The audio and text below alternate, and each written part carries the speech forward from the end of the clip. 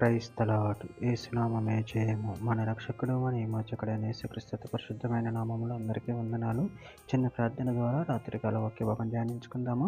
పరిశుద్ధుల మహాగణుడైన దేవ యేసయ్య, సర్వాధికారినైన మీకు వేలాది వందనములు, కృతజ్ఞతాస్తుతి స్తోత్రం చెల్లించుకుంటాను దేవ రాత్రికాల సమయంలో ప్రభు వాక్య భాగం ధ్యానిస్తుంటే వాక్య భాగం అర్థమవులు సహాయం చేసి మీ కృపలో బలపరిచి మీకు మాదిరిగా మమ్మల్ని నడిపించమని చిన్న ప్రార్థన యేసునామములో అడిగి వేడుకుంటున్నాను తండ్రి. Amen amen. యెషయా గ్రంథం 49వ అధ్యాయం 10వ వచనము. వారి యందు కరుణించువాడు వారిని తోడుకొని పోవచ్చు, నీటి బొగ్గల యొద్ద వారిని నడిపించును. కాబట్టి వారికి ఆకలైనను దప్పి అయినను కలగదు, ఎండమావులైనను ఎండ అయినను వారికి తగలదు. ఆమె దేవుడి వాక్య భాగం దీవించును గాక.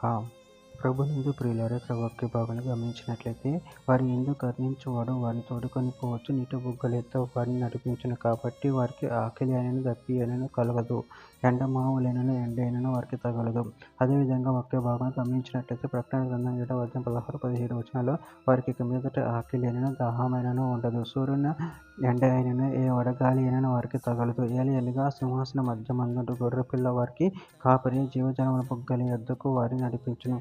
దేవుడు వారి కనుల నుండి ప్రతి బాష్ప బిందును తుడిచివేయును. యెషయా గ్రంథం 32వ అధ్యాయం 2వ వచనము. మనుషుడు గాలికి మరుగైన చోటు వలన, గాలి వణుకు చాటైన చోటు వలన ఉండును. ఎండిన చోట నీళ్ళ కాలువలను, అలసట పుట్టించు దేశంలో గొప్ప బండ నీడ వలన ఉండును. కీర్తన గ్రంథం 136వ అధ్యాయం 16వ వచనం. అరణ్య మార్గమున ఆయన తన ప్రజలను తోడుకొని వచ్చును, ఆయన కృప నిరంతరం ఉండును.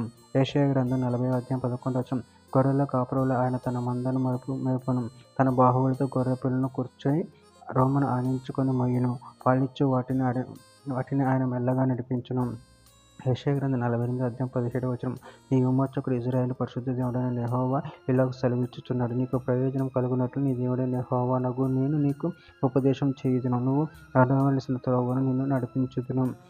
యెషయా గ్రంథం 58వ అధ్యాయం 11వ వచనం. యెహోవా నిన్ను నిత్యం నడిపించును, క్షామకాలమున ఆయన నిన్ను తృప్తిపరిచి నీ ఎముకను బలపరచును. నువ్వు నీరు కట్టిన తోట వలన ఎప్పుడూ పొగుచుండు నీటి ఊట వలన ఉండెదవు. చివరిగా ఒక మాట, యోహాను సువార్త 4వ అధ్యాయం 14వ వచనం.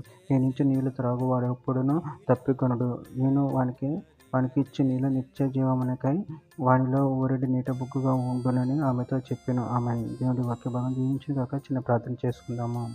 పరిశుద్ధుడ, ప్రేమలను దేవసేనని మీరు ఇచ్చిన వాక్యదానాన్ని బట్టి ప్రభు కృతజ్ఞతలు చెల్లించుకుంటున్నాను తండ్రి.